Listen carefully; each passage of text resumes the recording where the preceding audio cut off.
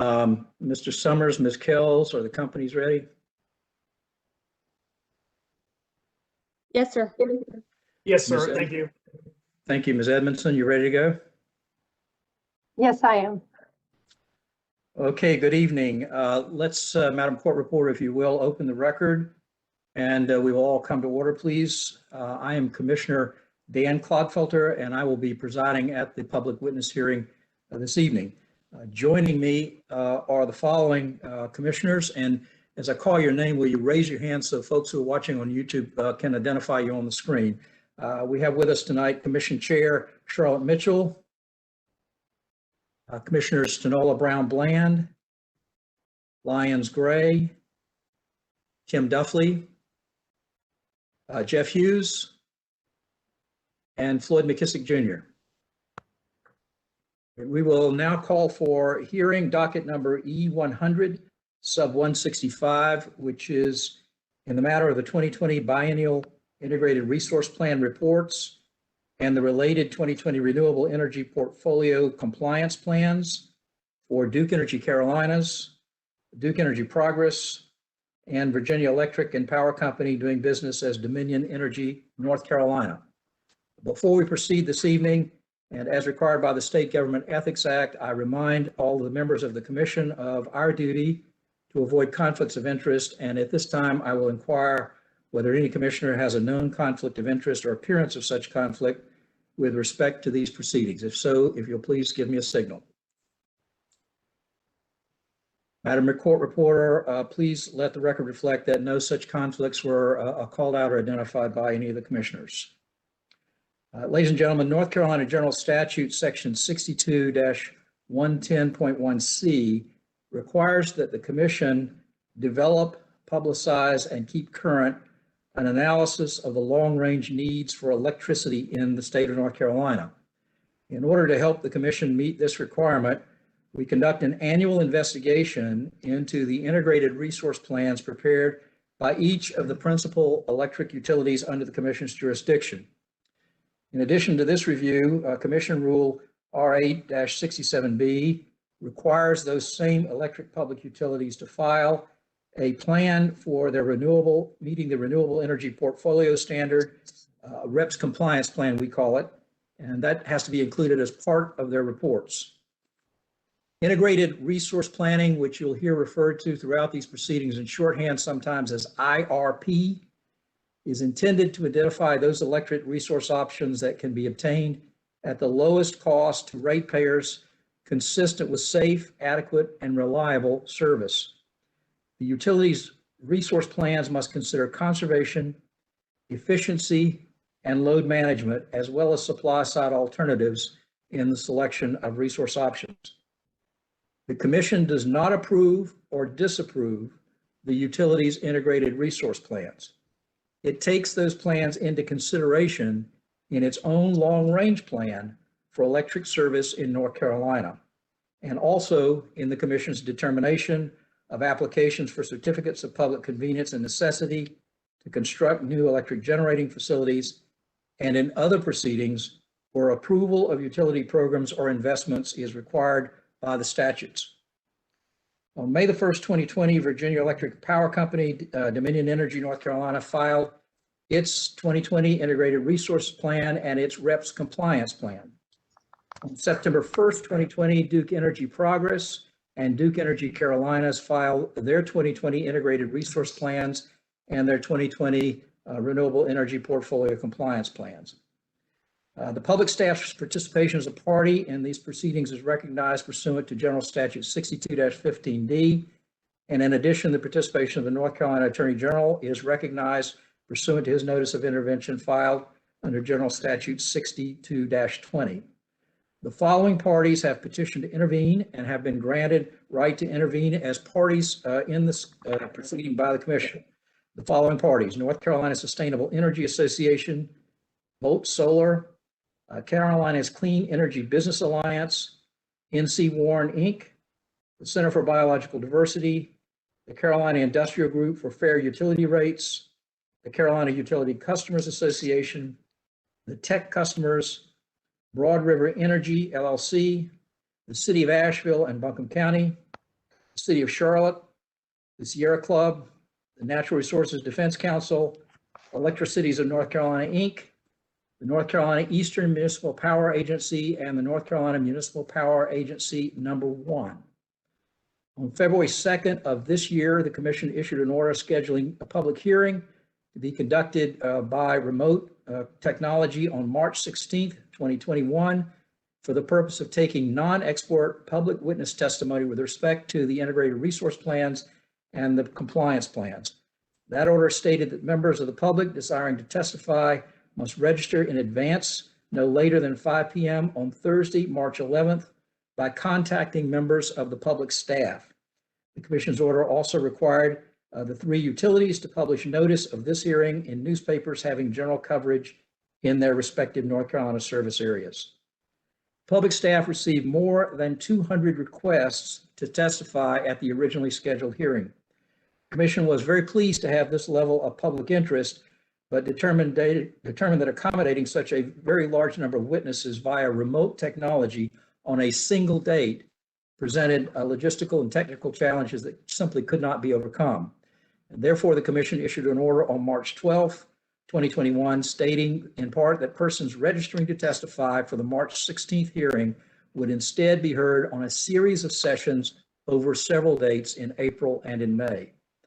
On March 26, 2021, the Commission issued an order establishing 6 dates in April and in May for the purpose of hearing the public witness testimony from persons who have previously registered with the public staff. And the Commission directed the public staff to evenly schedule the witnesses across the 6 evenings and to notify each person of the date he or she is to present testimony. And that brings us to tonight, which is the first of the 6 such hearing dates, and to the process that we will be following this evening to receive testimony. Over the past 12 months, the Commission has conducted several public hearings using remote technology. We have learned that such hearings can potentially take longer and sometimes be more complicated than hearings that are conducted in person. So in the interest of being able to hear from everyone who is scheduled to testify this evening, I urge each of the parties who are going to testify and those who are participating via WebEx to respect and to abide by the following procedures. First, the public staff has grouped the witnesses and has scheduled each group of witnesses for a specific date. The groups scheduled for this date are the only witnesses the Commission will receive testimony from this evening. And once all the registered witnesses have testified for this evening, we will recess the hearing and resume the next session at a later date. Second, public witnesses, as they call in, will be on the telephone line, but they will not be on the WebEx video screen or visible on YouTube. However, anyone participating in or observing tonight's hearing can watch the Commission and the representatives of the parties and the companies via YouTube. The link to the YouTube video is available on the Commission's website. If you have not connected that link or found that link, go to the Commission's homepage, www.ncuc.net, and you will find a link to the YouTube video. Third, the public staff will call this evening's witnesses in the order in which they registered to speak with the public staff. When your name is called as a witness, please listen up. When your name is called as a witness, at that point, our meeting technician will unmute your telephone line. When you hear 2 beeps on your telephone line, that means your line is now live and that we can hear you. I will then ask you at that point to take an oath of affirmation.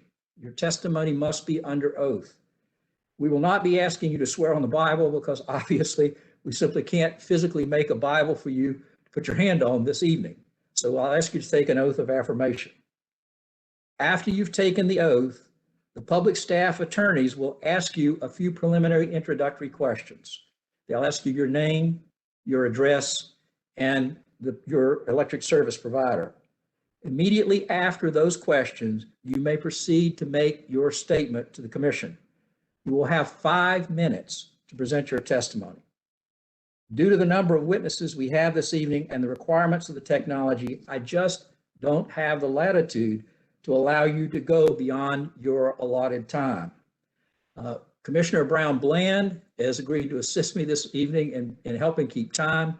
She will be keeping time on the 5 minutes. You will hear an audible ringing tone when your time is up, and I will have to ask you at that point to stop. It just takes us time to get the next witness up in sequence, and it's going to be a long evening as it is, so I've got to ask you to cut your remarks short if you haven't finished. If you have something to say and you can't get it in the 5 minutes, please remember that you are still free to file a written statement with your views and your evidence and your opinion by filing that with the clerk in this docket. Those will be received and made part of the record in the case. Let me also suggest to you that if you have something to say that you believe has already been covered by an earlier speaker, you may simply refer to that earlier testimony and say you support the earlier witness, and that will allow you to use your 5 minutes to make different points or to make new points that haven't already been said. If you have more information, again, that you wish the commission to consider, or if you have documents that you wish the commission to review, please remember again that you can file a supplemental written statement with the clerk. You will be speaking to the commissioners whom you'll be able to see, and I hope you can see us now on the YouTube link. After you've completed your statement, don't immediately hang up. The commissioners or the attorneys for the parties or for the public staff may have questions they want to ask you. So please don't hang up your line until I've let you know that no one has any questions to ask you. When you've completed your statement and you've answered any questions that have been asked to you by commissioners or by the parties, your phone line will then be placed again on mute by our meeting technician. That's Mr. John McCoy. He's really, I'm chairing this meeting, but he's really running the meeting when you get right down to it. John McCoy is sort of managing all of us tonight. He does a very good job of it. He will put you back on mute when you're done. You are free, if you wish at that point, to disconnect your line and end the call. If you're free, if you want to stay on and continue to listen, you're also free to do that. However, please keep your background noise quiet and keep your devices muted. Let me touch on a couple of points about that will help us avoid problems with technology this evening. These are things we've learned over the course of the last year. If you are using a portable phone, a cell phone, or a smartphone as your telephone link tonight to talk to us, please be sure your device is fully charged or that you have access to a way to charge it during the course of the evening. Given the large number of speakers we have this evening and how long it takes to get through each speaker, it could be very well late into the evening. So those of you who are late on the list, don't run out of power before we get to you and call on you. If you are watching the hearing on YouTube and you're also connected by your telephone line, please remember to keep your computer audio on mute to avoid feedback on your telephone line. And if you're using your computer to dial in for audio and to speak to us over the computer audio that you have for the hearing, please keep your computer audio on mute except when you've been called on and you're actually speaking to us. And last of all, please be sure that the volume level on your telephone or the device that you're using is set high enough so that we can hear you. This is a problem we've had in some prior public hearings. All right, with those preliminaries out of the way, I'm now going to call upon counsel for the parties to announce their appearances for the record, and I'll begin with the three utility companies.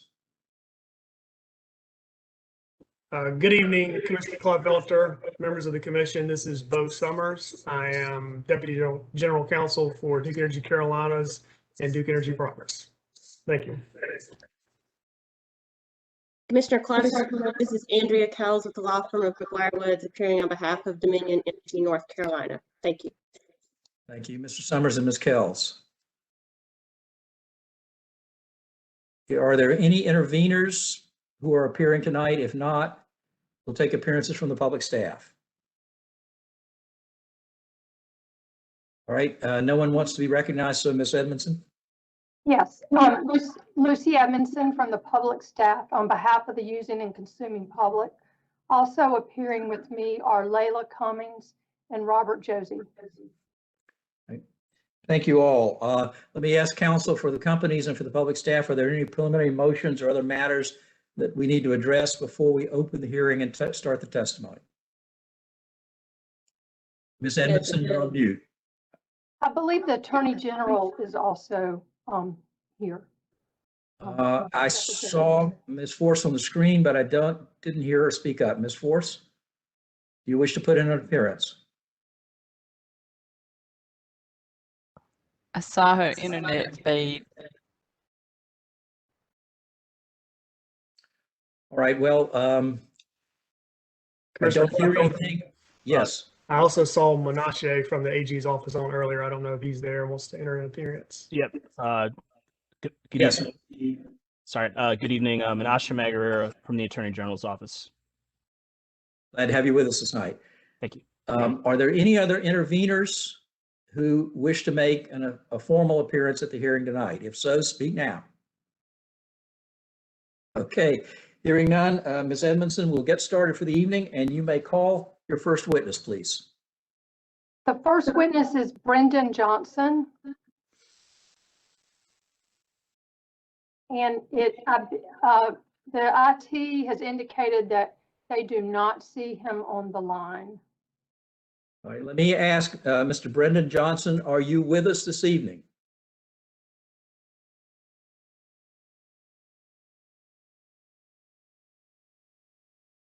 And Mr. McCoy, you do not have Mr. Johnson on the list of attendees? No, sir. All right, Ms. Edmondson, please move to the second witness. Yes, the second witness we have is Kathy Buckley, and they do indicate that she is on the line. All right, Ms. Buckley, can you hear me? I can, sir. That's great. Let me, we'll do, you're the guinea pig here, and then everyone else can listen and learn. I'll ask you if you would please, do you solemnly and sincerely affirm that the testimony you're about to give this evening shall be the truth, the whole truth, and nothing but the truth? I so affirm. Okay, you are now sworn in, and Ms. Edmondson will have some questions for you. Yes, please state your name for the record. Kathy, C-A-T-H-Y, Buckley, B-U-C-K-L-E-Y. And your address, please. 710 Independence Place, Raleigh. And who is who provides you electricity? Duke Progress. Right. Please make your statement. Thank you. Good evening, Commissioner Claude Pelter, Chair Mitchell, and Commissioners. I'm Kathy Buckley, Director of Statewide Organizing at the North Carolina Alliance to Protect Our People and the Places We Live, APPLE, on whose behalf I testify now. Several APPLE board members will speak at subsequent hearings. Thank you for this opportunity to testify for me and for my many fellow registrants. Based on the questions you raised at the hearings in the 2019 rate cases, I became convinced that we have a competent, concerned, well-informed Utilities Commission, perhaps an incentive for Duke to ensure that energy policy comes increasingly from the legislature. I was also very impressed by public staff, by the Attorney General's office and other interveners, and most of the Duke technical staff. I think if they led company policy, we would have very different IRPs. I remember thinking as a kid that many things in the grown-up world were upside down. Now I am a grown-up and things are more upside down than ever. At a legislative hearing this year, public staff reiterated that its mandate is economics, not environment. So should we ignore the $7 billion cost of Hurricane Floyd and the incalculable cost of lost lives? Our society's economy-environment divide is upside down. The combined salaries of you, our 7 North Carolina utility commissioners, comes to less than 10% of that of Duke Energy CEO, while thousands of customers have their electricity shut off because they cannot afford to pay. This is upside down. I clearly remember a moment, I was about 10, sitting on the living room couch with the latest Life magazine. In it was an article on what the GI saw when they first entered the concentration camps. I could not believe my eyes. I still remember thinking, how could anyone do this? And why didn't someone stop them? And now we have created a gas chamber in our very atmosphere. On a human scale, that space seems infinite. Yet the area where our weather is created is less than 10 miles high, the distance between Durham and Chapel Hill. On average, we are pumping 110 million tons of poisonous greenhouse gases into this chamber every 24 hours, 365 days a year. During my allotted 5 minutes tonight, the equivalent of the weight of the Empire State Building in climate-wrecking poisons will have been released into our atmosphere through human activities. We have already lost well over half of the populations of ocean-living vertebrates. We are on track to lose half of all land-based species this century. I was very concerned after reading the Duke Carolina's IRP at the lack of urgency. There was no excitement about taking on the most daunting energy revolution ever. This is not a job for those wishing to move slowly whilst defending the status quo. We have stalled far too long. Whether we break up Duke or lessen its monopoly powers, the stakes are too high to leave this revolution in their hands. Please reject these Duke and Dominion IRPs.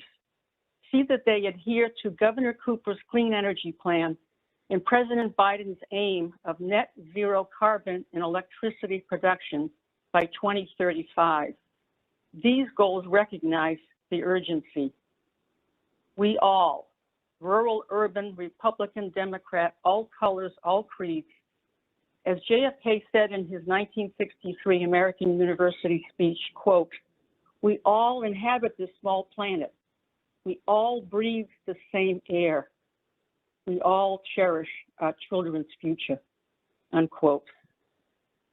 Let us strive from our highest, most authentic shared values so that no child born this year will ask, as a 10-year-old in 2031, how could anyone do this? And why didn't someone stop them? Let them say instead, wow, I must be magic. Everything changed when I was born. Thank you. Thank you, Ms. Buckley. Are there any questions for Ms. Buckley? I don't see any questions. So Ms. Buckley, thank you for being with us this evening. You are Thank free you. to stay or go as you choose. Ms. Edmondson, call your next witness, please. The next witness is Kathy Holt.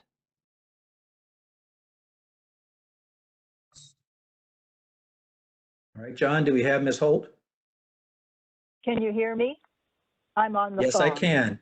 Thank you. Ms. Holt, will you please take the oath? Do you solemnly and sincerely affirm that the testimony you're about to give this evening will be the truth, the whole truth, and nothing but the truth? I will. Thank you. Ms. Edmondson, proceed. Ms. Holt, please give your name and address for the record. Okay, yes. My name is Kathy, C-A-T-H-Y, Holt, H-O-L-T. My address is 306 Stonewall Avenue, Swannanoa, North Carolina, 28778. And who is your electric provider? Duke. Is it Duke Energy Carolinas?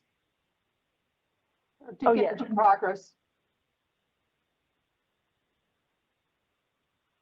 No. All right, would you go ahead and make your statement, please? Yes, thank you so much for this opportunity. I'm understanding that Duke's IRP calls for 50 new fracked gas plants, 9.6 gigawatts. And this would be locking North Carolina into a fossil fuel future. I want to emphasize the fact that even though they may not emit much carbon, fracked gas, methane entering the atmosphere is 86 times more potent as a greenhouse gas in a 20-year time frame than is carbon dioxide. So this would represent, some people feel as equal a threat to a coal-fired plant because there are routine emissions of fracked gas at every step of the way. Fracked gas is not only harmful to the atmosphere, it is also wrecking the water system, water supplies of the communities where the fracking is occurring. I want to note the fact that only 14% renewables are called for in Duke's IRP by the year 2035. If you compare that with the national average of other utility companies, which is 19.8, you can see quite a significant difference, although neither of those represents what the previous speaker called for, which is really truly a revolution in our energy production and consumption. I want to add that there are going to be significant increases in ratepayer bills, and these could be avoided by choosing a plan that would feature energy efficiency as the most cost-effective way to provide energy or to reduce the demand. And renewables are cheaper already and scheduled to become even more so within the next 5 years. That is to say, the cost of battery storage is going down. So instead of Duke's plan, what we need is to focus on decreasing greenhouse gas emissions 70% by 2030. So that includes fossil gas as well as coal or any other means that is generating greenhouse gas emissions, maximizing energy efficiency and accelerating the shutdown of coal plants to the goal of zero in operation by the year 2030 or sooner. So we need to boost the renewables, the share of renewables in the North Carolina energy mix up to 66% by 2030. And this is feasible to be done with existing technology. I'd like to note that plants that run on fracked gas will soon be stranded assets when the cost, which is already so much lower for solar and wind and other renewable forms of energy, when those costs drop even further. So thank you so much. I really want to take a stand that the people of North Carolina deserve better than continuously increasing rate hikes. They deserve better than air pollution inducing combustion technologies, which really belong to the last century. And it is time to move fully and swiftly to a renewable energy supply for our electricity generation. Thank you so much. Thank you, Ms. Holt. Stay on the line for just a minute. Let's see, does anyone have any questions for Ms. Holt? Commissioner Claufelter, this is Bo Summers. I have a couple of questions, if that's all right. That's fine. Ms. Holt, are you still with us? I am. Okay, Mr. Summers, proceed. Thank you. Good evening, Ms. Holt. Can you hear me okay? I certainly do. Thank you. Thank you for testifying tonight. I had just a couple of questions. I'm Duke Energy's attorney, and I appreciate your testimony very much and your heartfelt conviction on your views. I did want to clarify something, though, about what you said when you asked the commission, as I heard it, to reject Duke's IRPs. I wanted to confirm you are aware that in the 2020 IRPs, Duke presented 6 different portfolios for the commission to consider. Have you seen those? Are you aware of that? 6 different portfolios? No, Yes, I am not aware. Okay, well, I'll represent to you. Please explain. Yes, ma'am. Thank you. I'll represent to you that the IRPs do include 6 different portfolios, one of which has no new gas in it, 2 of which achieve 70% carbon reductions in compliance with the governor's executive order or the Clean Energy Plan. And so I just wanted to clarify, when you're asking the commission to reject the IRP, are you asking the commission to reject it in its entirety or just some of the portfolios that Duke has proposed for consideration by the commission? I would like to say that if there is one portfolio that has been submitted which meets all of the standards set by Cooper and Biden, then I would be interested in seeing the plan. I won't speak that I would be in support of it without having seen it. Thank you. Thank you, Ms. Holt. I have no further questions. Anyone else have questions for Ms. Holt? If not, Ms. Holt, thank you for being with us this evening. And again, you're free to stay or go as you choose. Thank you. All right, Ms. Edmondson. The next witness we have is Christina Hendricks. I'm not sure that she is on the line. Ms. Hendricks, are you with us? Can you hear me? Mr. McCoy, have you been able to locate Ms. Hendricks on? No, sir. All right, let's move then to the next witness, Ms. Edmondson. That would be Beth Henry, and I do believe she is on the line. Ms. Henry, you're with us this evening. Welcome back. All right, do you solemnly and sincerely affirm that the testimony you are about to give this evening will be the truth, the whole truth, and nothing but the truth? As far as I understand. Yeah. That's as good as any of us can do. So Ms. Edmondson, Right. you may proceed. Mm-hmm. Good evening, Ms. Henry. Would you please give your name, address, and your electric provider? Beth Henry, 3066 Stony Brook Road, Charlotte, Duke Energy, Carolinas. And please make your statement. Okay. I have been testifying before this commission for over 15 years now because I'm so convinced that the climate crisis poses an existential threat to my children and grandchildren and all children. I have read Duke's proposal and much of the rest of the docket. And I have three main points I want to make. I think I understand, as Mr. Summers just pointed out, that there are several different proposals, but I think some of the assumptions in the different proposals I would challenge, and Duke seems to prefer the proposal that has a lot of new gas plants, which to me is inconsistent with Duke's statement that it's going to be net zero emissions by 2050. I hope the commission will not allow Duke to build a lot more gas plants because that would be totally inconsistent with what the climate scientists are saying we have to do.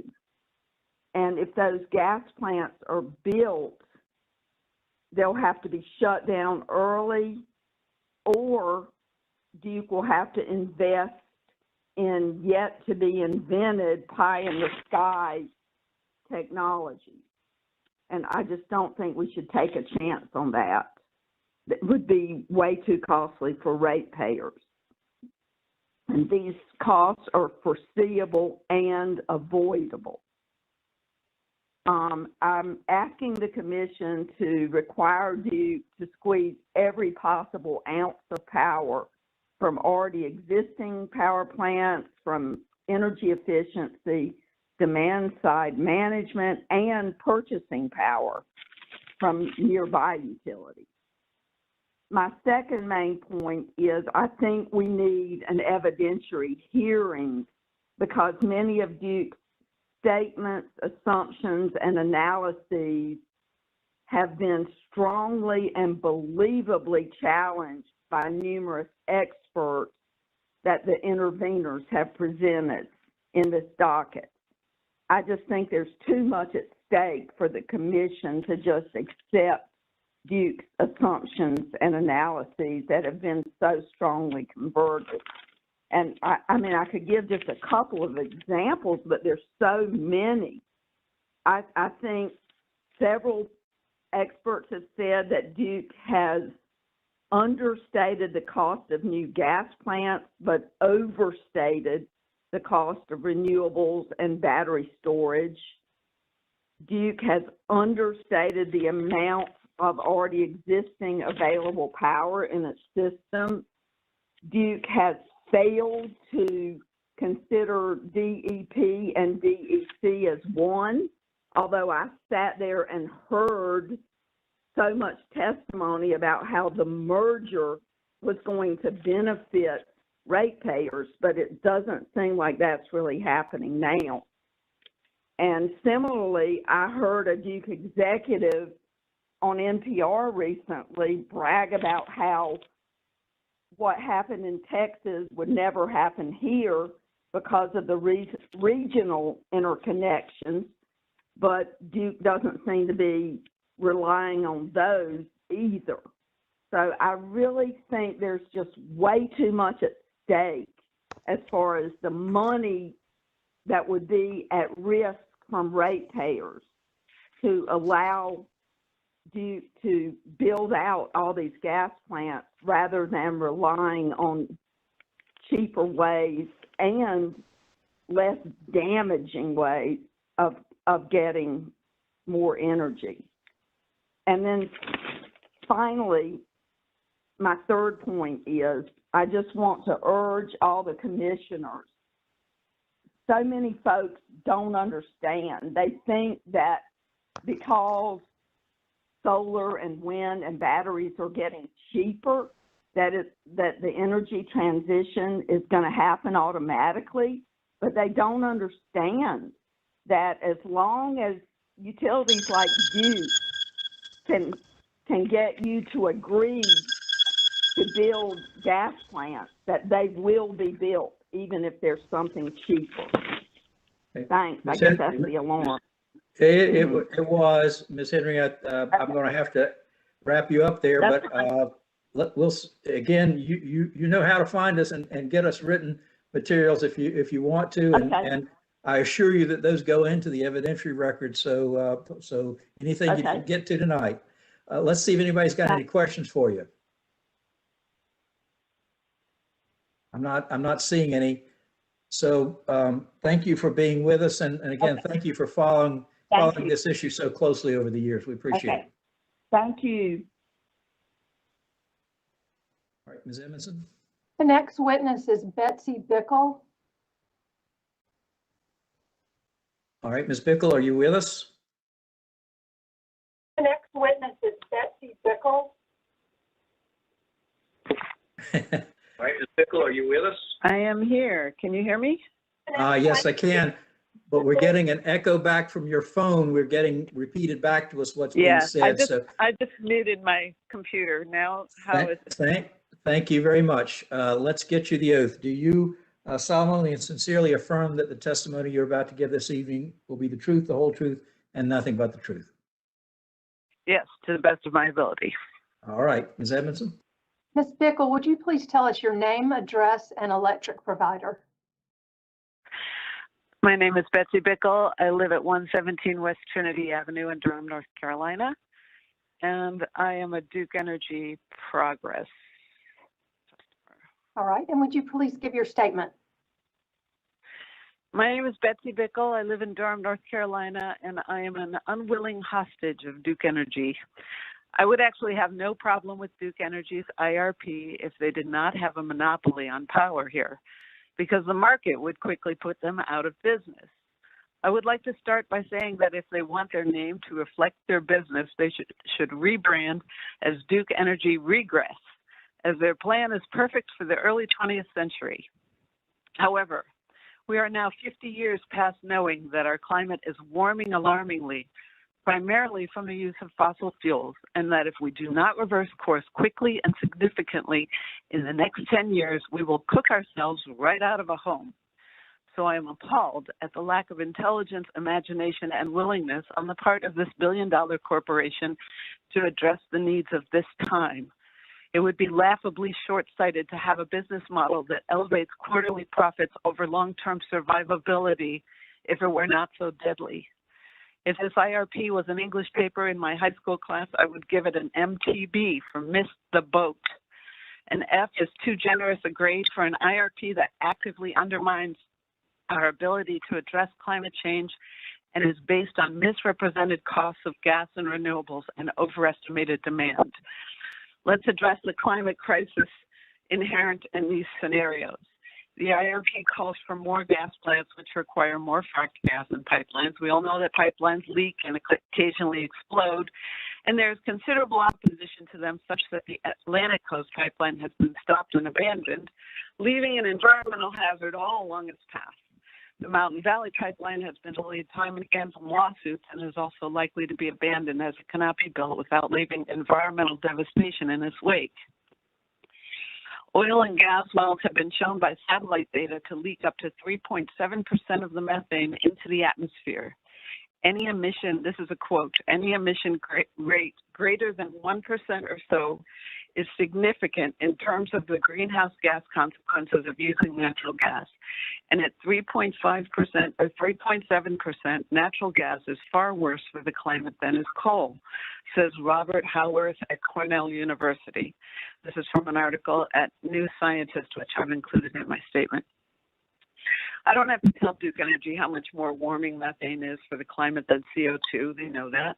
But maybe I need to remind them that the ultimate aim is to reduce greenhouse gases, not just reduce CO2.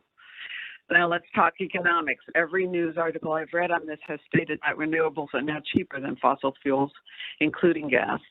In the IRP portfolio that includes renewables, the costs do not seem to reflect that reality. I wonder where they are drawing their numbers from. I think it is essential that we have an evidentiary hearing to look into their numbers and analysis. I don't like to think that I am suspicious of a multi-billion-dollar corporation that pays no taxes, but I wonder if they are being transparent about the costs and benefits of the possible sources of energy. I wonder if they include the costs of coal ash cleanup, gas explosions and leaks, and more intense hurricanes and floods that are the inevitable result of more fossil fuels. I doubt it. Today I got a letter from President Biden saying that he was committed to ending the subsidy for fossil fuels. Has that been included in their costs?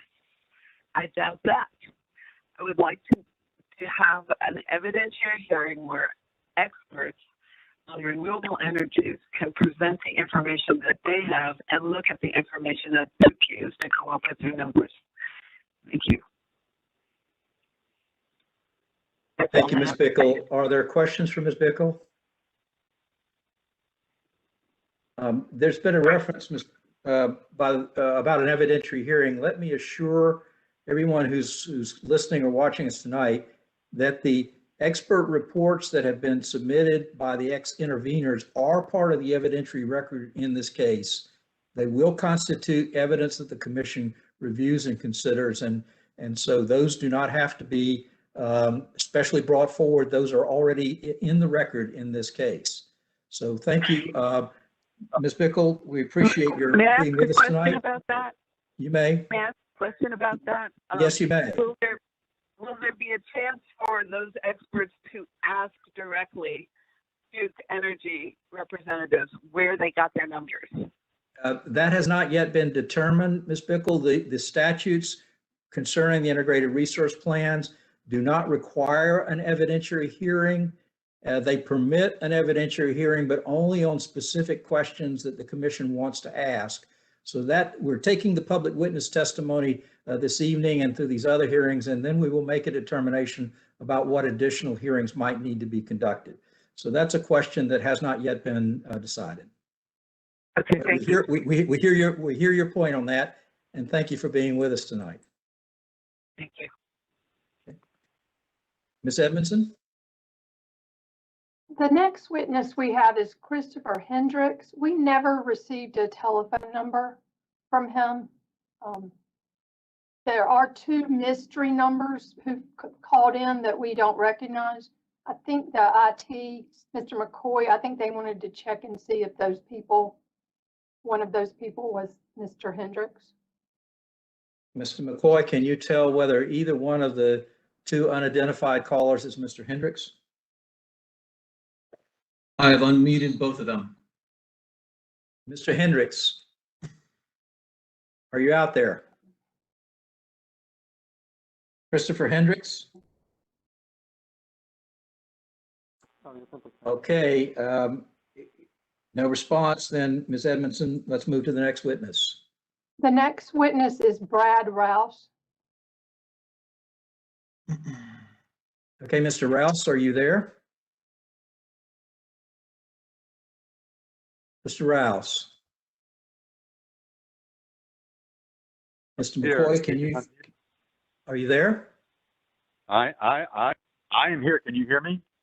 I can hear you now. Thank you, sir. Okay. Let's get good. you the oath. Do you solemnly and sincerely affirm that the testimony you are about to give this evening will be the truth, the whole truth, and nothing but the truth? I do so affirm. Okay, thank you. Ms. Edmondson? Yes, Mr. Rouse, please state your name, address, and electric provider for the record.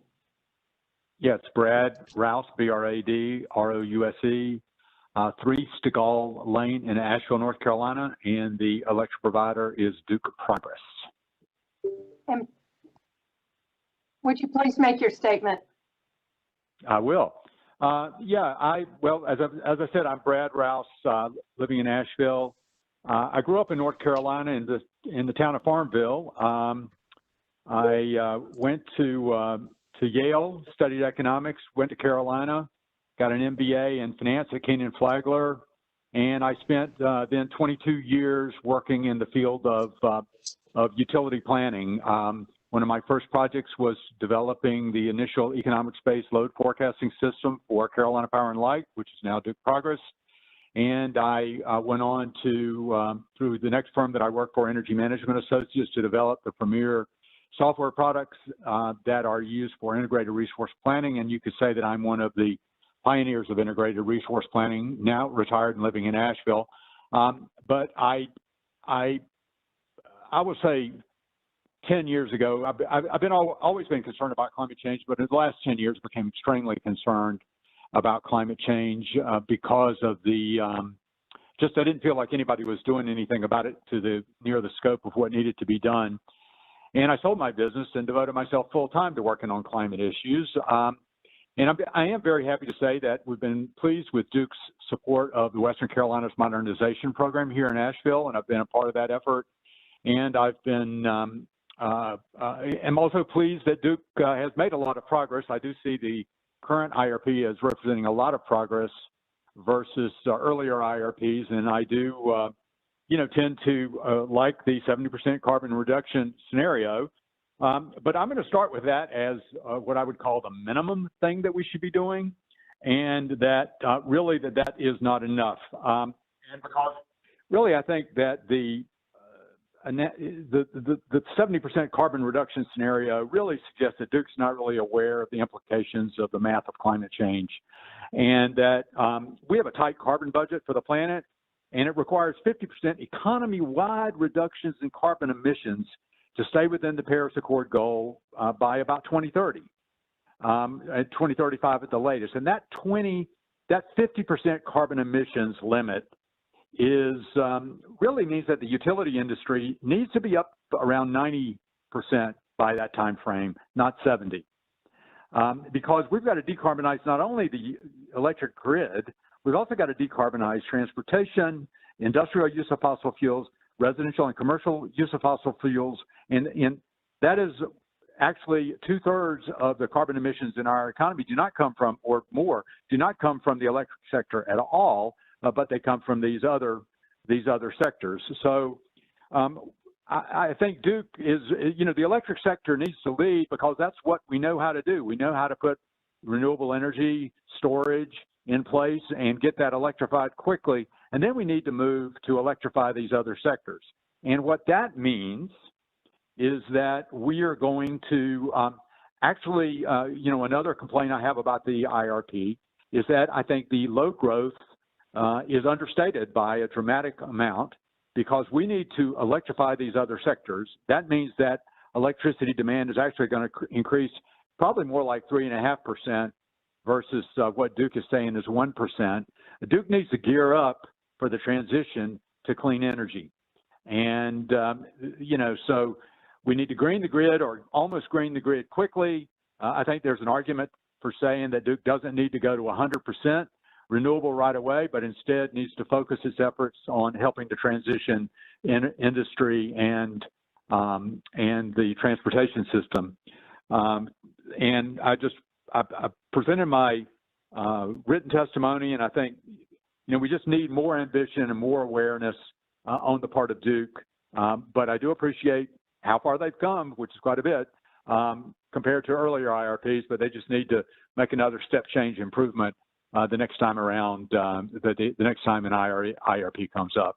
And the commission needs to act in accordance with really the heightened degree of ambition on the energy transition than what we see out of the Duke's IRP. And that concludes my remarks. Thank you, Mr. Rouse. Stay with us for any questions. Anyone? All right, Mr. Rouse, thank you for being with us this evening. You can continue with us, or you're free to go on about your business, so whichever you choose. Thank you. Ms. Edmondson, next. Yes, the next witness is Ann Perry. Ms. Perry, can you hear me?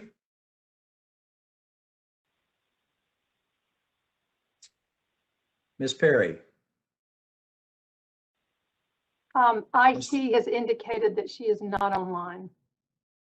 That she is not with us? That's correct. As Okay. well as, yeah, and the next caller as well, who is Dale Stratford. Mr. Dale Stratford, can you hear me?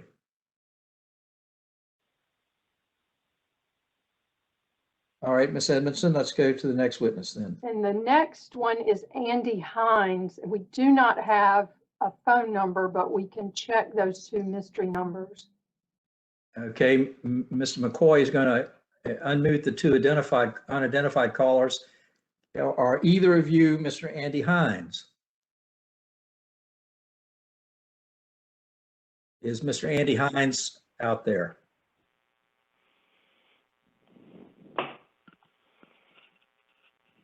All right, Ms. Edmondson, we'll move on then.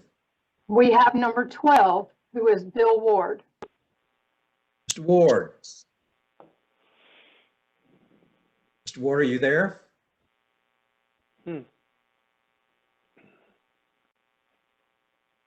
Mr. Bill Ward, can you hear me? Mr. McCoy, is Mr. Ward's line unmuted? Give me 1 second, just 1 second. Okay. Hello. Hello? Mr. Ward. Yeah, this is Bill Ward. Can you hear me? That's great. That's great. We can hear you fine. Let's get you sworn in. Do you solemnly and sincerely affirm that the testimony you're about to give this evening will be the truth, the whole truth, and nothing but the truth? I so affirm. That's great. Ms. Edmondson, proceed. Yes, Mr. Ward, for the record, will you give your name, address, and electric provider, please? Bill Ward, 107 Forest Ridge Drive, Chapel Hill, Duke Energy, Carolina. And please make your statement. Okay, my name is Bill Ward. I'm a volunteer for Orange County and one of the principal authors of Orange County's most recent greenhouse gas inventory. Electricity is becoming the dominant form of energy in our society. It can be generated from multiple sources with minimal impact to the environment, readily distributed with minimal infrastructure to point of use, and transformed into heat, light, mobility, and other societal uses. As our society becomes more dependent on electricity, the health of our environment becomes more dependent on the carbon-free generation of that electricity. In September 2017, the Orange County Board of County Commissioners resolved that Orange County would only use carbon-free energy by mid-century. To achieve this commitment, Orange County is dependent on Duke Energy Carolina generating electricity with carbon-free sources. It is dependent on residents and businesses choosing to transport themselves using carbon-free energy, including the replacement of internal combustion engine vehicles with electric vehicles. It is dependent on homes and businesses transitioning from natural gas to electricity for space and water heating. It is dependent on industry using electricity as the energy source for their processes. In other words, Carbon-free electricity generation is the foundation for Orange County's transition to carbon-free energy by mid-century. As electricity plays a larger role in transportation, space and water heating, and industrial processes and other applications, the increased demand must be met with carbon-free generation. The carbon-free technologies for generation and storage of electricity are available and cost-effective today, as demonstrated by Synapse Energy Economics analysis of Duke's latest IRP, and they can be substantially deployed by 2035 as envisioned by President Biden. Unfortunately, in the most recent IRP Duke plans, they've outlined scenarios that build new gas-fired plants while at the same time plans that slowly implement renewable energy sources and storage technologies. Duke is planning to be at 15% renewables in 2035, while the national average is already at 20%. Duke's delays in achieving 100% carbon-free energy will compound the deleterious health effects of climate change, according to health experts that have recently testified before the U.S. Congress. To mitigate the damages of climate change, the North Carolina Utility Commission should act now to facilitate North Carolina's transition to a carbon-free society. To fulfill this obligation, the Utility Commission should direct Duke to deploy low-cost, carbon-free electricity generation as soon as possible. Okay, yeah. Thank you for the opportunity. Thank you, Mr. Ward. Let's see if anyone has any questions for you. All right, if not, then Mr. Ward, thank you for being with us this evening. We appreciate it. Okay, yeah, thank you. Ms. Edmondson? Yes, witness 13 is Brian Smith. Mr. Brian Smith, can you hear me?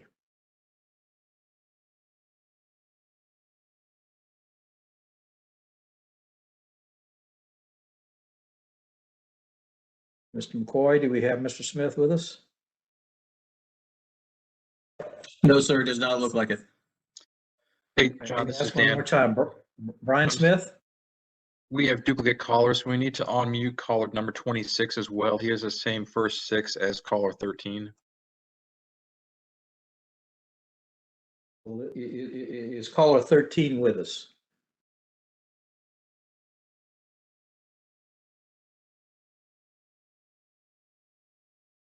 Brian Smith, one last time. All right, Ms. Edmondson? Number 14 is Kathy Walsh. All right, let's give it a try. Ms. Walsh, are you there?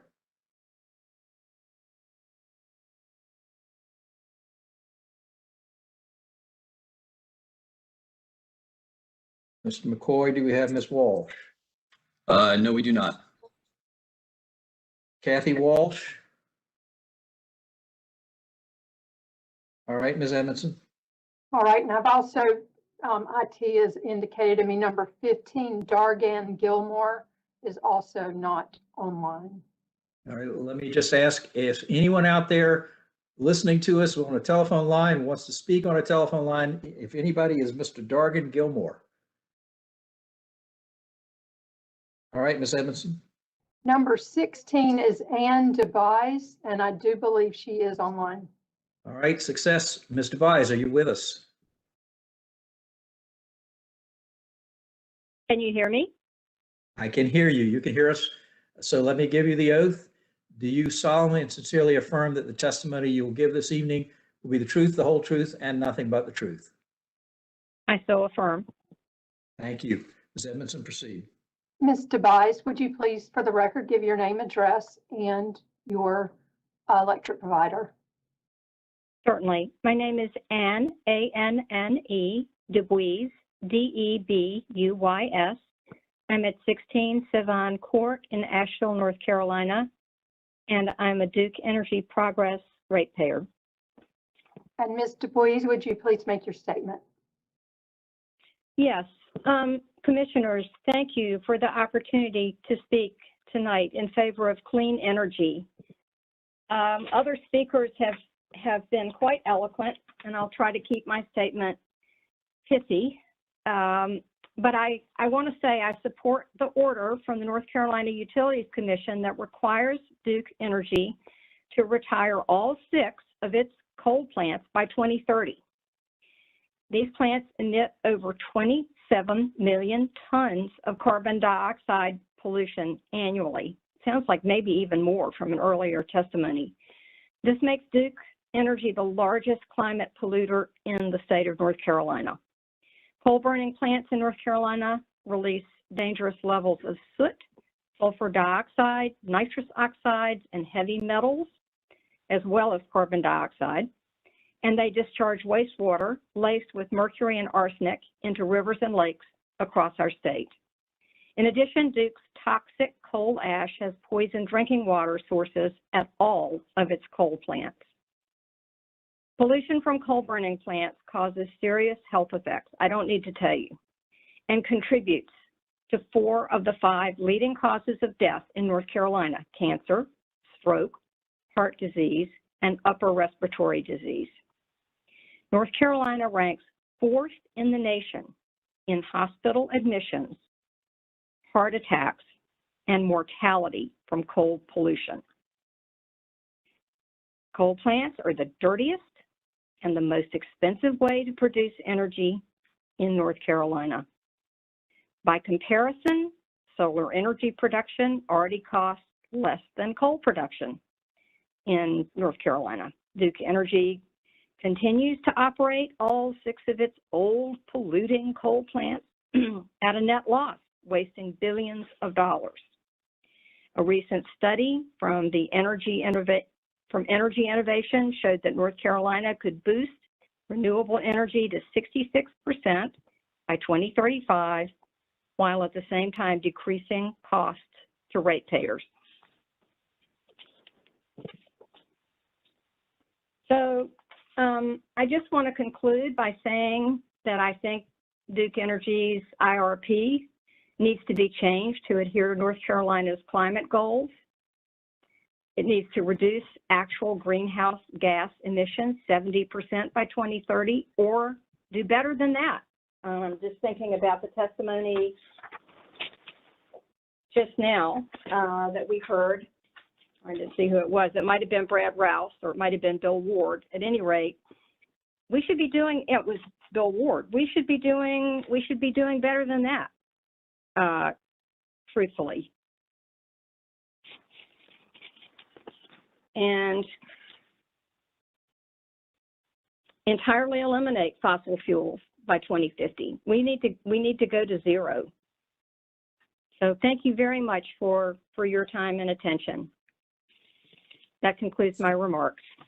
Thank you, Ms. DuBois. Does any commissioner or attorney for the parties have questions for Ms. DuBois? All right, no questions. Ms. DuBois, thank you very much for bearing with us this evening. We appreciate it. Thank you. All right, Ms. Edmondson. Yes, IT has indicated to me that the next witness that's online is all the way to number 26, that witnesses 17 through 25 have not called in. They do not show any callers for 17 through which? 25. I know that 22, Miss Dawn Comfort indicated to us that she would not be able to attend, but it does not appear that the other ones have called in on the phone numbers that they provided to us.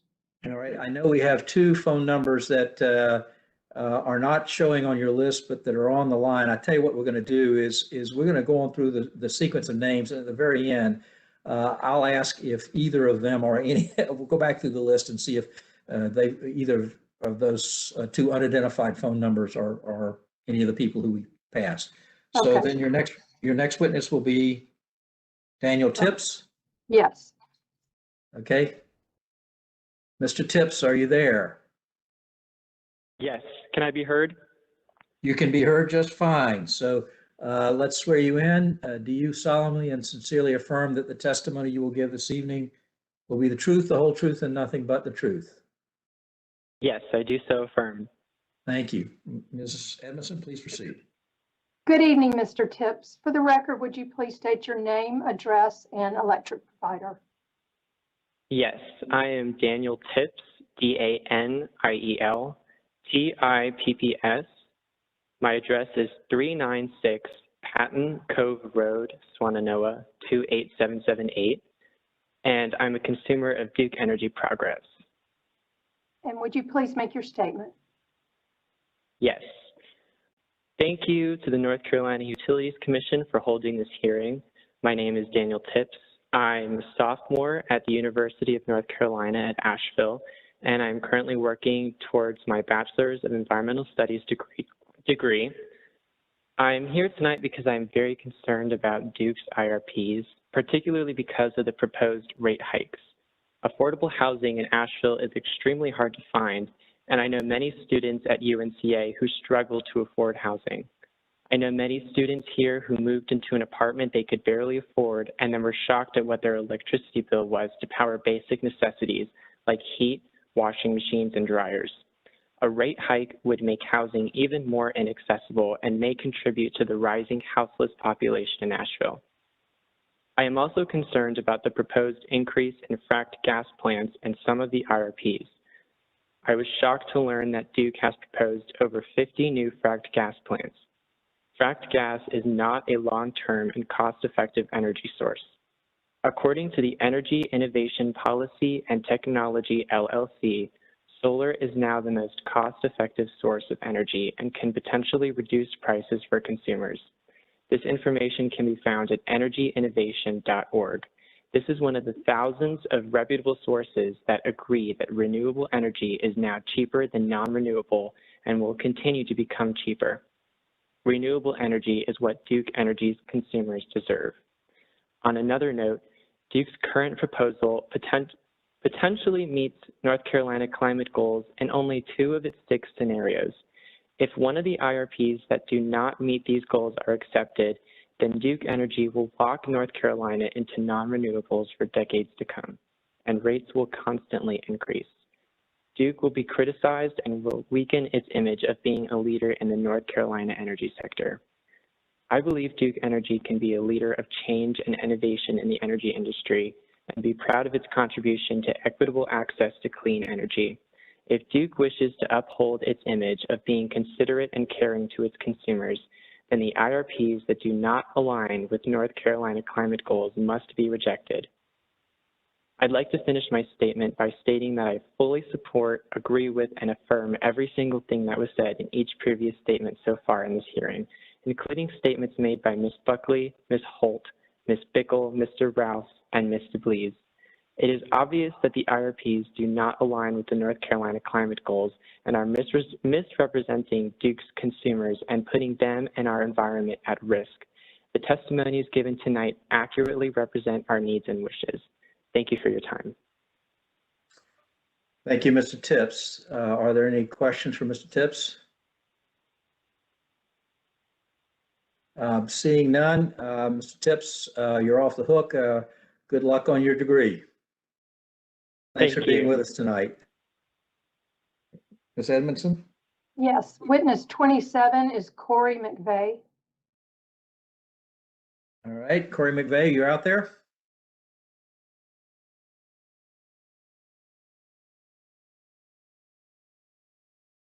Mr. McCoy?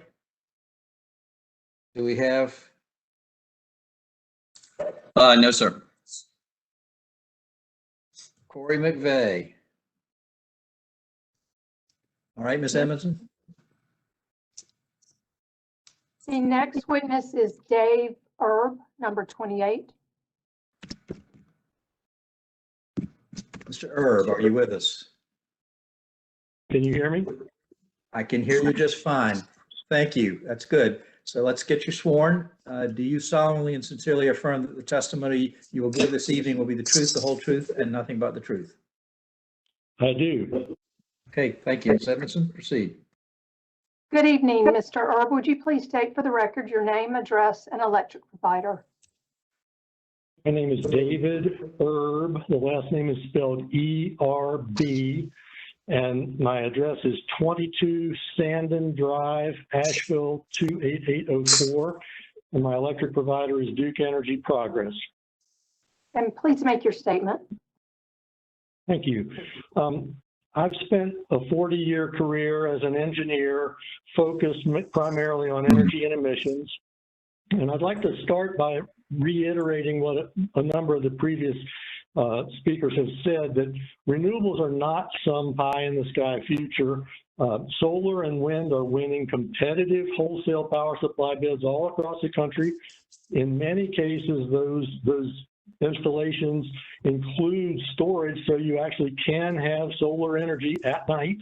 And we have an advantage here in the Southeast, that in particular in Duke territory, that we don't need storage at this point. We already have quite a bit of pumped storage hydro in the system because we need it to support our high nuclear fraction. That can just as easily be dedicated to storing solar and wind as well as nuclear and emphasized that way or employed that way. I spent a good portion of my career as a college professor and a good portion of that advising senior projects. And one of the biggest problems with engineering senior projects is getting students to have a sense of urgency, to convince them that a whole year is really not that long.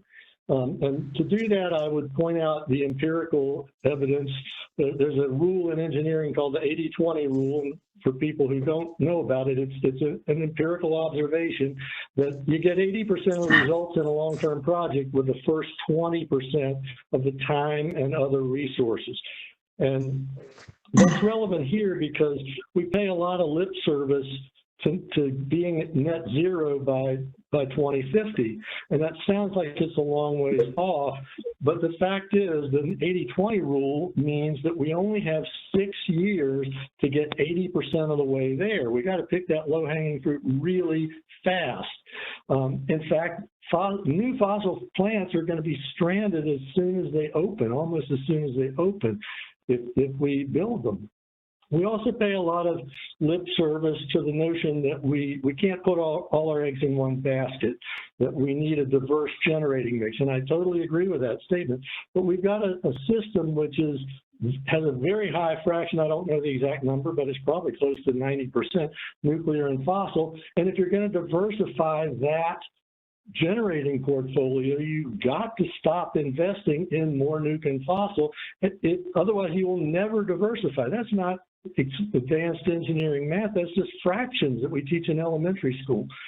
So as a shareholder in Duke Energy, a partial owner of the company, I really do not want my company investing long-term capital in what is going to turn out to be short-term investments.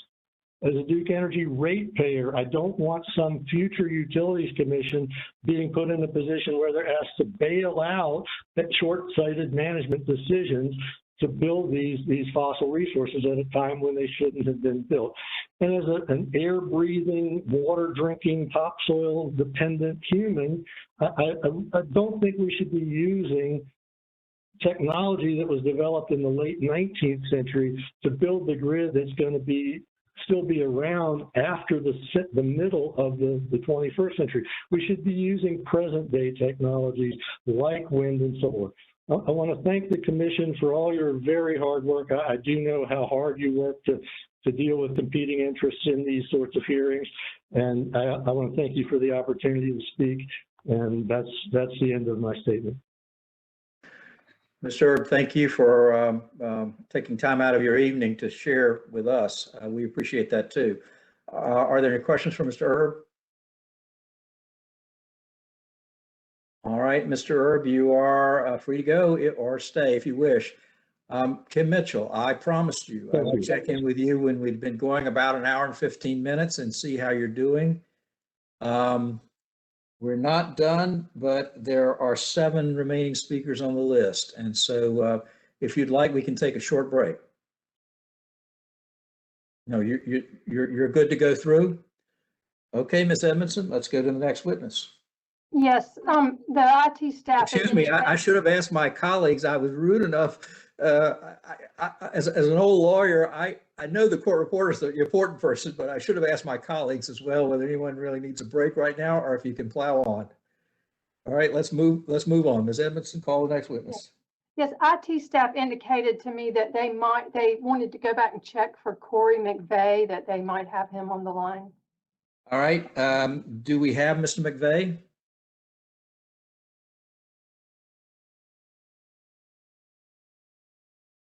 John McCoy?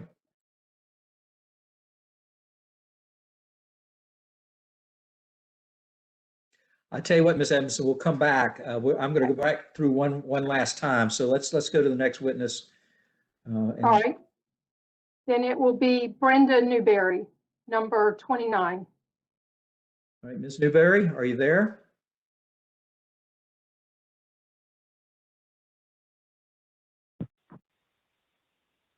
Hello, did you hear me?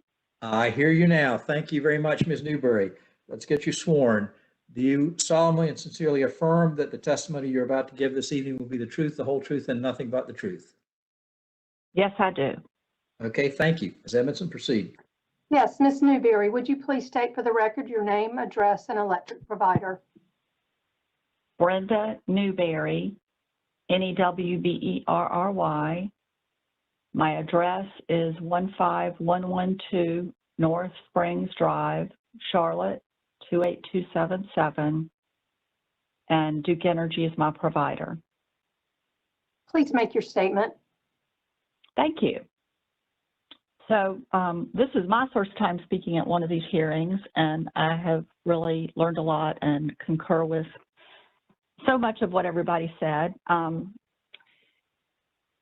I am going to tell a bit of a personal story, just in that I grew up in South Carolina and enjoyed all outdoor activities like swimming and playing in the woods. And then in 2016, I was fortunate to live in Taos, New Mexico, and teach children groups to ski for 2 winters at Taos Ski Valley Resort. And by spending every winter day outdoors in the beautiful Southwest mountains and having 2 extremely low snowfall years, I experienced the potential cost of disappearing winters. When I moved back to Charlotte in 2018, I was more aware of climate issues and have been studying the problem and possible solutions for about 3 years now. And I understand the risk to all of our biosystems. So the risk is not just recreation, but life on the planet. Making necessary changes is going to take deep system changes and collective personal behavior changes to accomplish what is in front of us. And reducing the use of fossil fuels is one of the most significant impacts we can make. When I read the Duke IRP to prepare for this hearing, I attempted to chart the set of goals laid out by Duke Energy side by side with the Colorado Excel Power as an example of another power company, and then the North Carolina climate goals, and then even another set of ideal transition goals that are more bold than any of the above and have a better probability of achieving the results we really want. So this chart got complicated very quickly, and I just want to, for now, point to the need for Duke Energy's IRP to close coal plants by 2030 at the latest, to add no fossil fuel infrastructure, meaning no new frac gas plants, and shift instead to solar, wind, and storage, and to reach that 70% clean energy goal by 2030, as specified in Governor Cooper's Clean Energy Plan. I also think the plan, overall, we need to take into account the financial cost of climate impacts if we don't make these changes, and into the health impacts of air pollution on the physical and mental health of residents. And I just want to end with thanking the commissioners for holding these public hearings. Thank you. Thank you, Ms. Newberry. Does anyone have a question for Ms. Newberry? Okay, Ms. Newberry, thank you for being with us this evening. Thank you. Ms. Edmondson, that will take you to the next witness. And witness 30 is Ben Goldberg.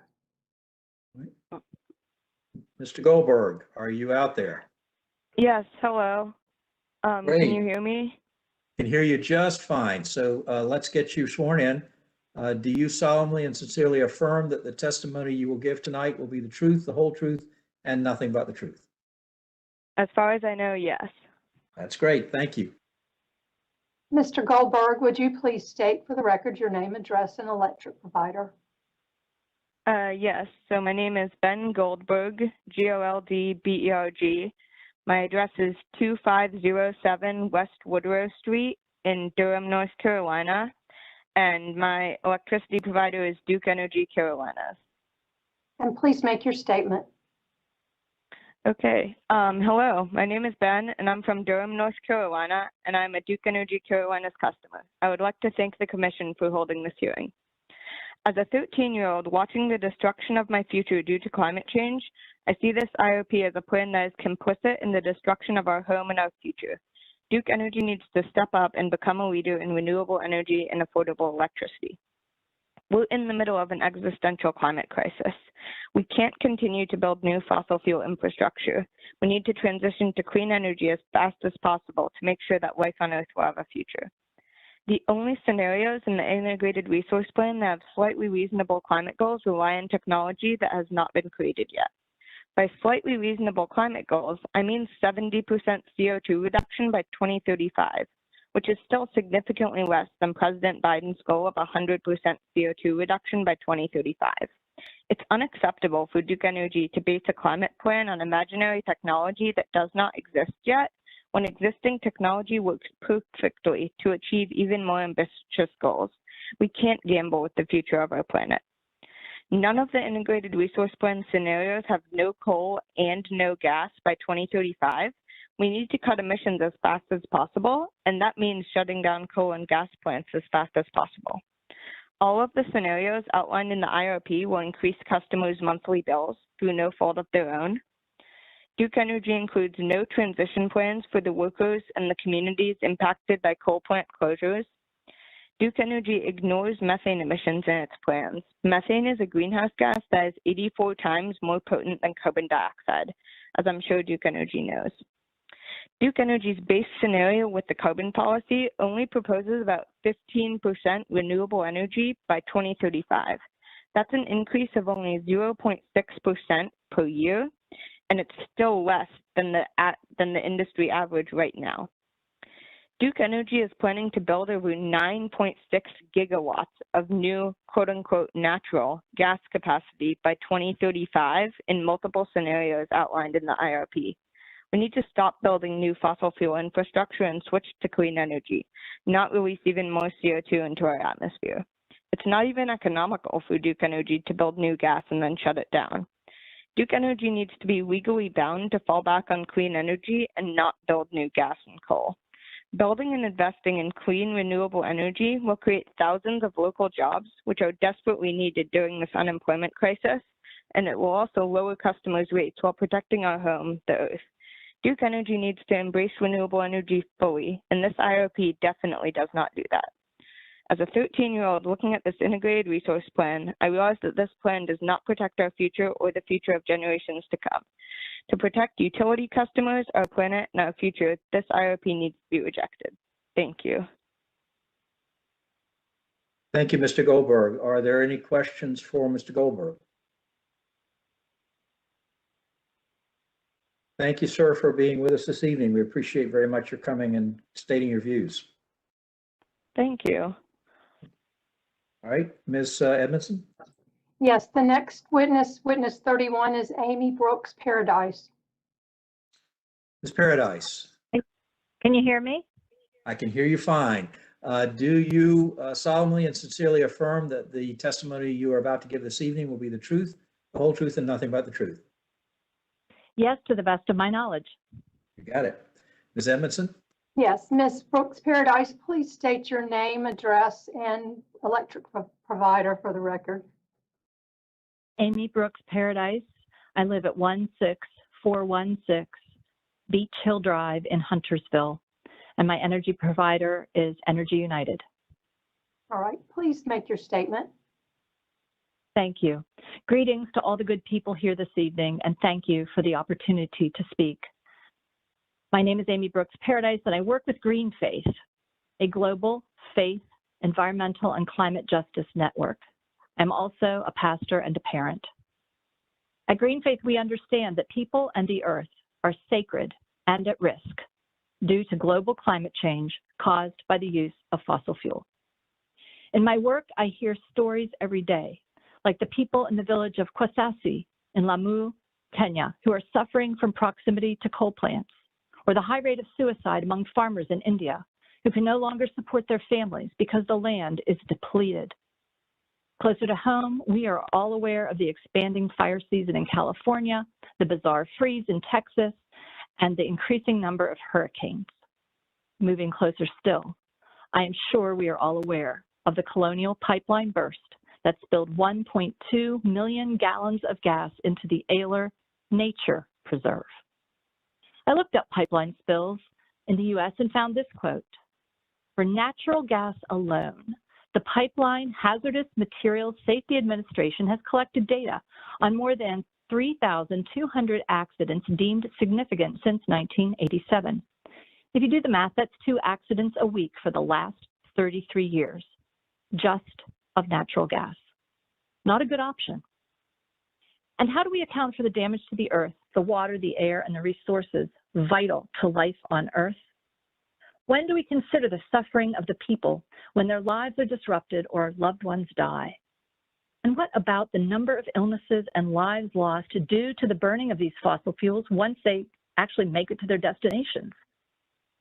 These are the additional costs we are all paying when we rely on fossil fuel to meet our energy needs, and they are the costs we will continue to pay when we write and approve any plan that centers fossil fuel for the foreseeable future. My point is simply this: when will we have the courage to say no and find the moral, social, economic, and political will to back it up?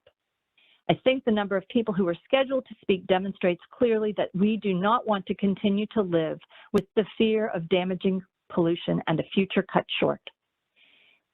So often when we think about changing our energy grid, we think about what we will lose, but what if we spent more time talking about what we would gain?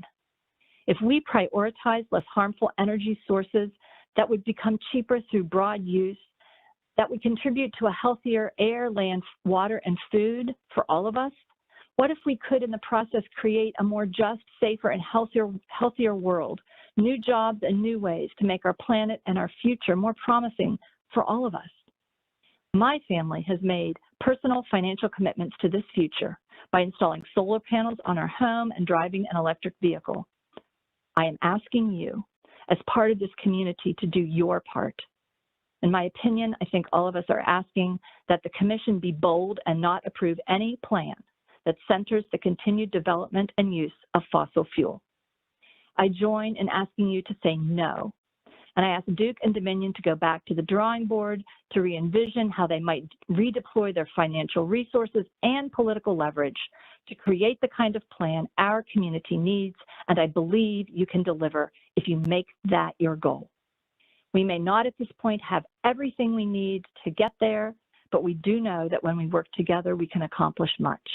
So let's be bold and hold one another accountable and capable to do the best job we can for all people.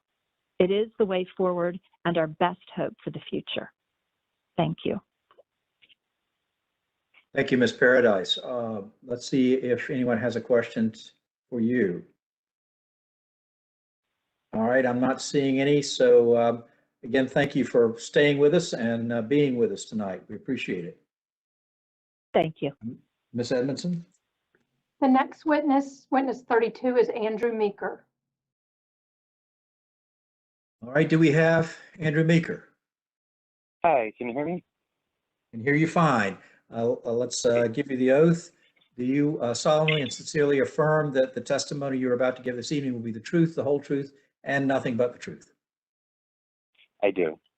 Okay, thank you. Mr. Meeker, for the record, please state your name, address, and electric provider. My name is Andrew Meeker. Last name is M-E-E-K-E-R. I live at 45 Stone Ridge Road in Durham, North Carolina, 27705. And I am a ratepayer of Duke Energy Carolina. Please make your statement. Sorry, I didn't hear that. It broke up. I'm sorry, would you please go ahead and make your statement? I'm going to proceed then. So I would like to thank the Commission and the staff for taking my testimony, and I also really want to uplift and appreciate all the earlier testimonies, which I think brought up a lot of really important points that I would like to be able to expand upon. And I also apologize that my concentration is not as best as I earlier this morning got my second dose of the COVID vaccine, and I'm beginning to feel its impact as this call is proceeding. So I'm going to direct my comments mainly towards Duke Energy as subject to their rates in order to meet my basic needs, but I suspect most of the comments would apply very well to the other utilities being considered, whose IRPs are being considered. So I'm calling because I care deeply about life on Earth in general. I am also calling because I have a new motivation as I am going to become a parent for the first time sometime within the next 3 months. And so I not only want a livable future for myself and everyone I love, but I also want to ensure that I can be alive on this planet for my child as long as I am able to be. And I also want to know that my child will live in a world that is not only environmentally safe, but where meeting their basic needs does not require harmful consequences for themselves or their neighbors. So I think as other folks have spoken to in their testimonies, we're all quite aware of the horrific consequences posed by climate change fueled by the burning of fossil fuels. But I recently heard in an interview with a climate and energy policy expert that energy generation from burning fossil fuels reduces life expectancy in this country by about 2 years due to air pollution alone, and that's not counting the other impacts of climate change. And this really struck me because that's 2 years that I could be a parent to my forthcoming child, which is on the hook based on decisions made by Duke executives concerned about their corporation's profit margin. That's 2 more years that my child will be able to enjoy our Piedmont home here in central North Carolina.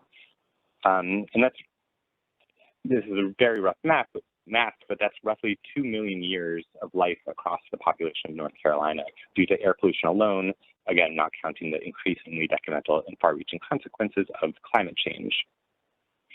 So I believe I was a UNC master's student in a class of Commissioner Hughes when I learned roughly how the rates were set for the state-sanctioned energy utility monopoly.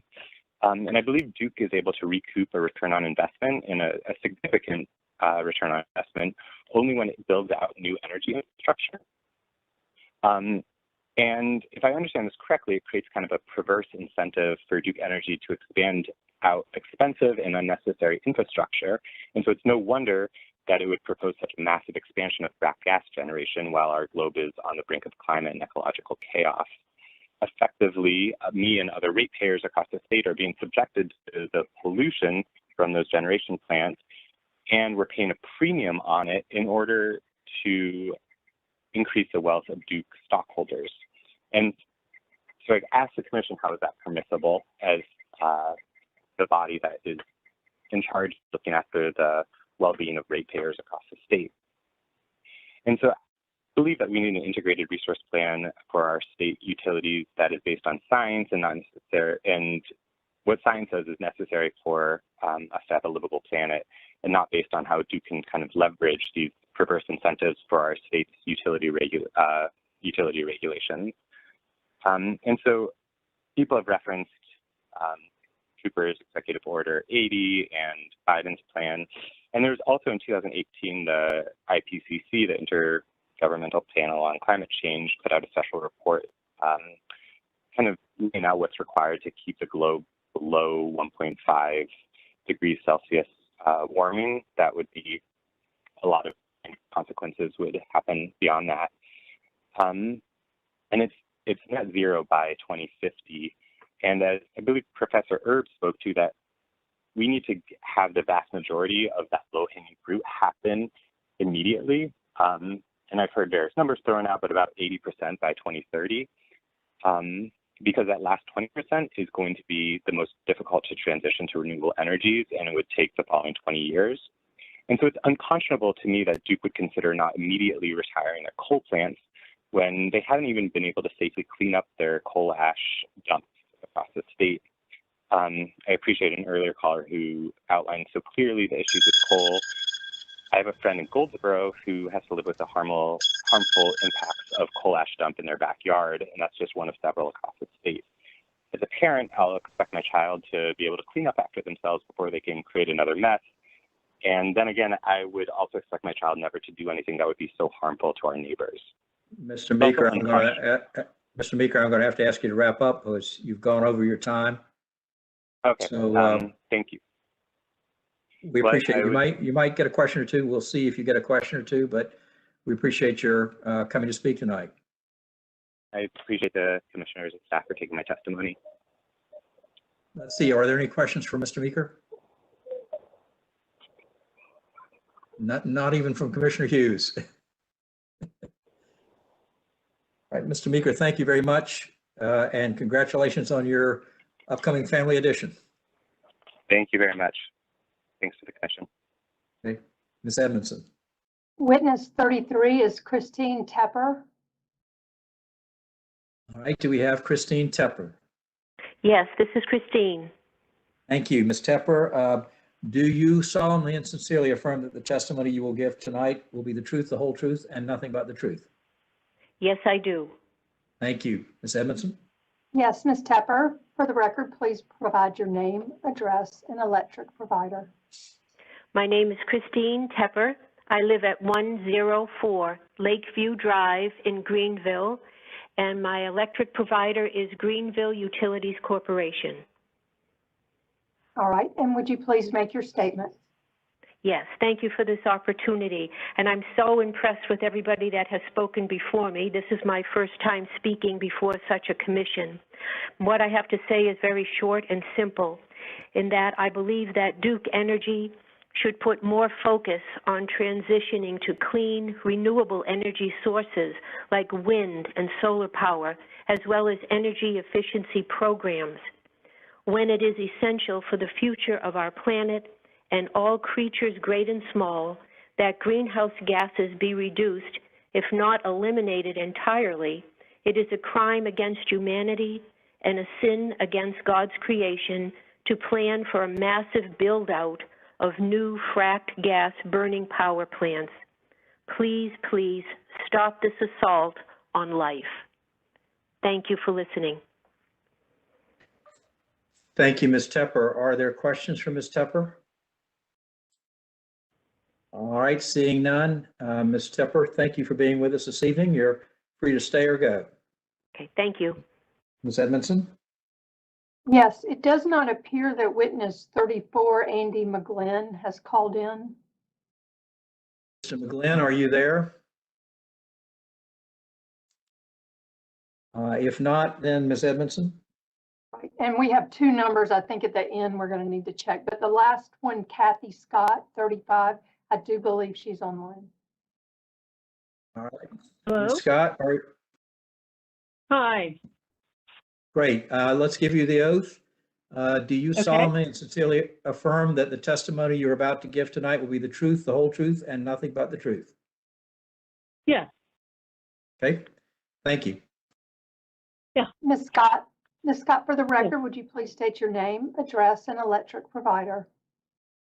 Yes, my name is Kathy, C-A-T-H-Y, Scott, S-C-O-T-T, 53 Mount Olive Church Road, Asheville, North Carolina, 28804, and my provider is Duke Energy Progress. And would you please make your statement? Yeah. First of all, thank you to all the commissioners who are on this call and for holding these public hearings. I am really glad that you're here because as commissioners, you are in a pivotal position. You evaluate Duke Energy Progress's business plan. You decide, is the plan sound? Is it responsible? Will it deliver the goods? On balance, will the benefits and services it provides to its customers outweigh any harm that it causes to its customers and to our shared environment? Is Duke Energy doing the job it was contracted by the state of North Carolina to do. That's your responsibility. Continuously evaluating every 2 years. Is Duke Energy up to the job we've asked it to do? I've been speaking at Duke Energy IRP hearings for over a decade, and I don't think Duke is showing itself to be up to the job. I think their business plan is delusional. Any electric utility that's not moving off fossil fuels as fast as they can is not working with reality. Reality tells us the fossilized materials we use as fuel have to be left underground. We need a clean source of fuel to generate electricity.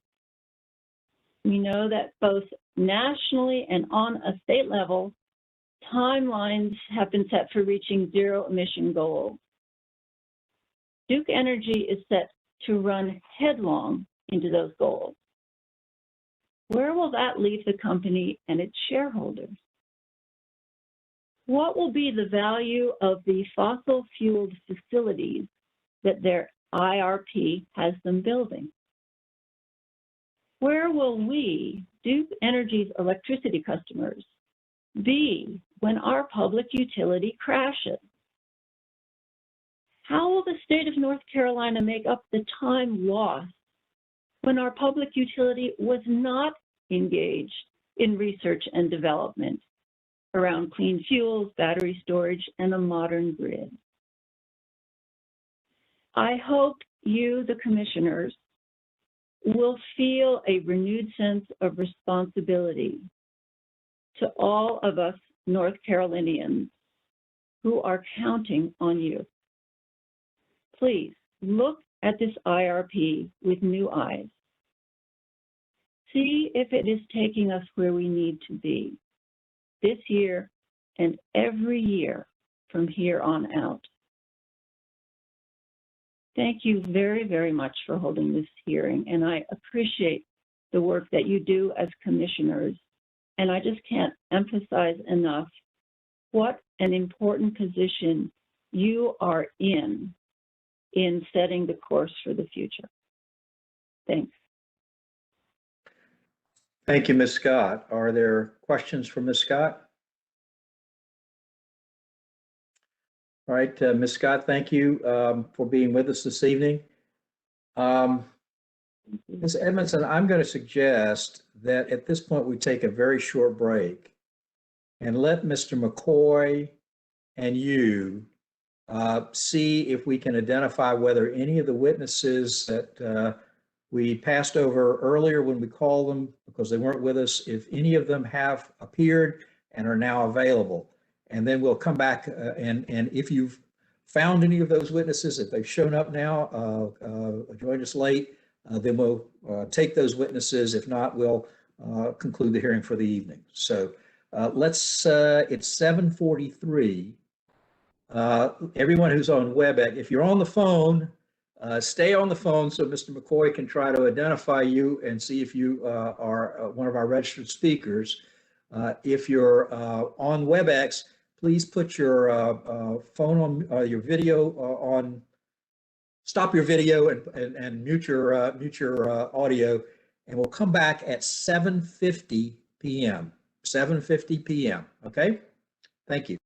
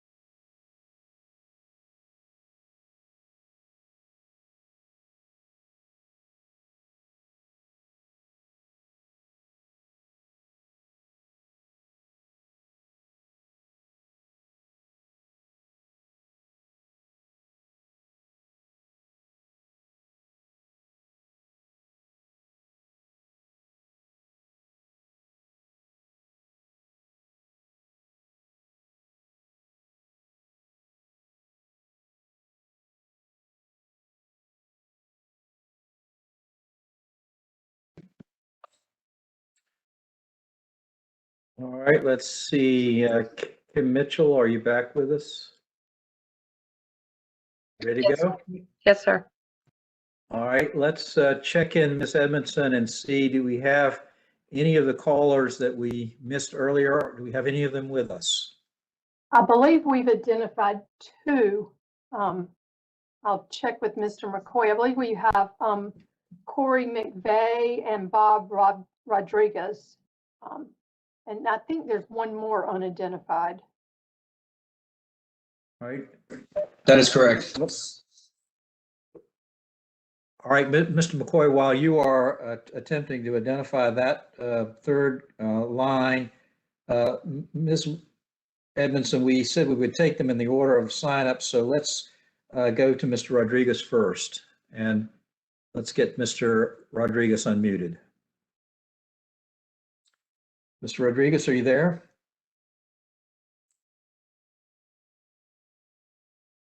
Mr. Rodriguez, if you're there, I cannot hear you.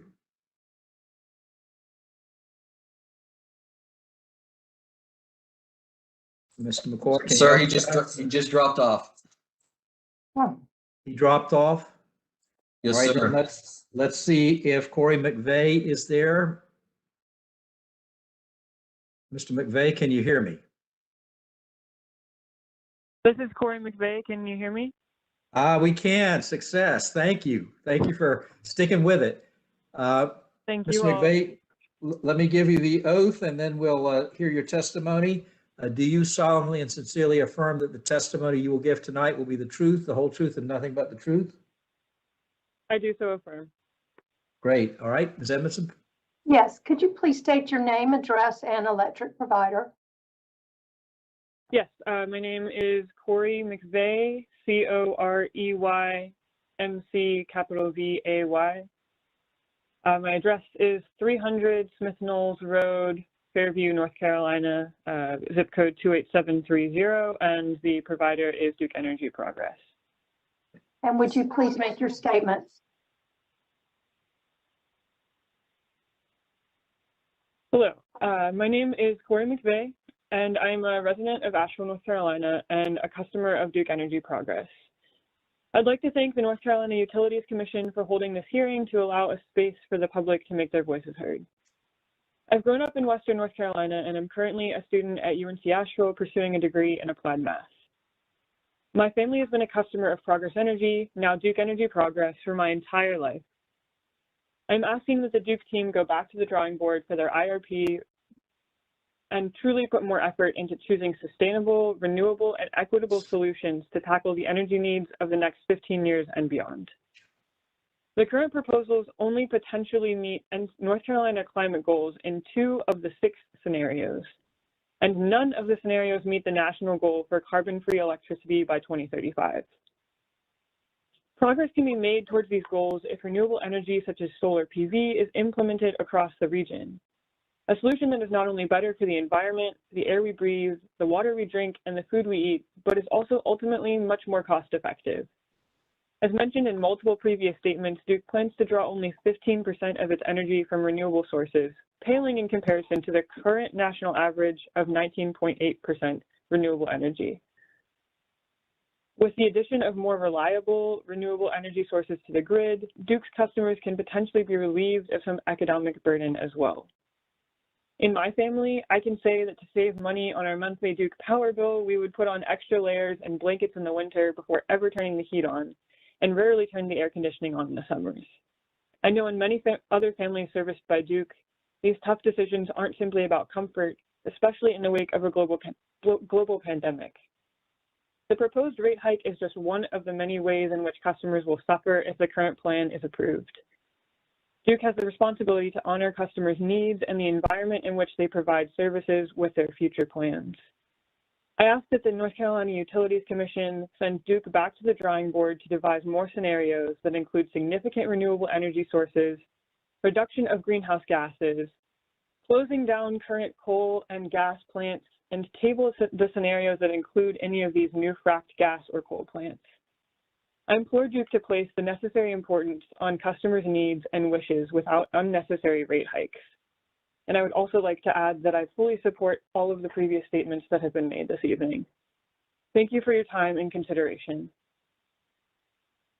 Thank you for bearing with us tonight while we work through the technology. Let's see if there are any questions for Corey. All right, thank you. And as again, with your colleague at UNC Asheville, good luck in your studies. Thank you very much. Have a good evening. Ms. Edmondson? I think Mr. Rodriguez may be back with us. Can you hear me now? Mr. Rodriguez, is that you? That's me. Can you guys hear me? That's great. We've got you. You're coming in good now. So let's swear you in. Do you solemnly and sincerely affirm that the testimony you're about to give this evening will be the truth, the whole truth, and nothing but the truth? Yes, Commissioner Kleinfelder. Thank you very much. Ms. Edmondson? Mr. Rodriguez, I've never known you to miss an IRP hearing, so I'm glad you're here. Could you please give me your name, address, and electric provider? Yes, ma'am. Yes, Ms. Edmondson. My name is Robert, last name Rodriguez, Rodriguez. My address is 2400 Countrywood Road. That's all one word, country and wood together, Road, Raleigh. And my provider is Duke Progress. And please make your statement. Well, first of all, thank you all very much for the opportunity to speak. And I'm actually setting my timer to count down, which is sort of a metaphor in terms for all of us. Really, for who is the clock counting down, for whom the bell tolls, for whom the clock tolls. And I'll just simply say that I'm a concerned citizen. I'm also a person of faith. I think there's a moral aspect of this, but I'm also a business person, and I'm also a member of the North Carolina Interfaith Power and Light and the Interfaith Creation Care of the Triangle, among other things. But the key thing is I will submit some written statement with more details, but I want to focus in on just three things. And I think the key first thing is that I have looked at the IRP, and I must say that the work that Duke has done to be able to bring down CO2 in the last 10 years, I think from 2005 to 2019, something in the order of a 38% reduction. That is admirable. I think of the scenarios that have been presented, the one that I find that we have to be going, at least the starting point, is a 70% reduction. And that would be, in my mind, the high wind, simply because wind technology, both offshore and onshore, is a proven technology. It works. I just checked on the internet to see how many suppliers are out there, and my last count was something over 40, greater than that. So it's something that's off the shelf. We can get going. It can be done, and it is being done all over the world. My concern is that in addition to that scenario, we still have a thing called incremental gas, excuse me, and that exposure to fossil fuels is the thing that really concerns me. The fact that in one of the scenarios you had the analysis where you had a carbon pricing. Well, I think the carbon pricing that was done, and this was on page, I think, 153, 151, for $5 to $7 per ton is woefully inadequate. I've seen numbers, and I'm going to reference the Scientific American, where the Biden administration was using numbers of around $51 per ton. Also $1,500 a ton per methane and $18,000 per ton for nitrous oxide. I've also seen work from The Guardian, also in articles from The Guardian, from the author Dana Nutricelli, talking about costs in the area of $100 to $200 per ton. But the one that got my attention was the work that was done by the University of Chicago, an article by Louise Lerner, that's L-E-R-N-E-R, and this was on September the 9th of 2020, last year, by the work of Dr. David Archer, where he contends strongly that the price for carbon is something closer to $100,000 per ton. And this is taking into effect the greater damage that will be caused by species loss and other catastrophes. But the other aspect of it is that by the very nature of financial modeling, that the discount rate kind of shoves everything to the front. But the fact of the matter is, ideally, we're going to be living here more than 100 years or 200 years or 500 years or 1,000. That's the point. So what I'm saying is that my deep concern is that what we're going to do is set up a thing called, like as the Rocky Mountain Institute said, is a situation for grid defection, that as the price of carbon is factored into electricity, those communities who don't have the wherewithal, the financial wherewithal to protect themselves, either get off the grid entirely or significantly reduce their exposure, are going to be in trouble, or B, that this price is going to cause people to leave, or those communities are going to be taking the brunt of the additional costs. So the things I would recommend tonight would be a doubling down on energy efficiency. I think that has been underutilized in the IRP. And just to give an example of putting our money where our mouth is for our own home, we've been able to reduce permanently about 40% by just doing weatherization, insulation, sealing of crawl spaces, and we've also added mild solar generation capability as well. So we had something in the order of a 50% reduction, let's say, for a house built in 1977. So in summary, I don't envy the challenges you have, but the thing is we have to do better. And as the time is running out here, this is kind of a metaphor in terms of that you all have a great responsibility, and I don't envy it, but I wish you to think for 7 generations and think for those that come behind us. Thank you. Thank you. Are there questions for Mr. Rodriguez tonight? All right, Mr. Rodriguez, thanks for sticking with us so we could get you connected. Thank you. All right, thank you, Commissioner. Ms. Edmondson, I think that completes the callers we have, correct? That's my understanding. All right, then we will end for the evening. Let me say to those who might be following us on YouTube that if you want to continue to follow these hearings on YouTube, go to the Commission's website and you'll find the link there. The next session of the public witness testimony will be this coming Monday. That's the 19th, if my calendar memory serves me correctly. And we'll again start at 6 p.m. So if you're interested in following us on YouTube, the next session will be Monday the 19th at 6 p.m. Unless the parties have some further business we need to take up. Seeing none, then we are adjourned for the evening. Thanks everybody for your cooperation and working through this remote technology. I think it was done very well. I appreciate your attendance. Thank you, everyone.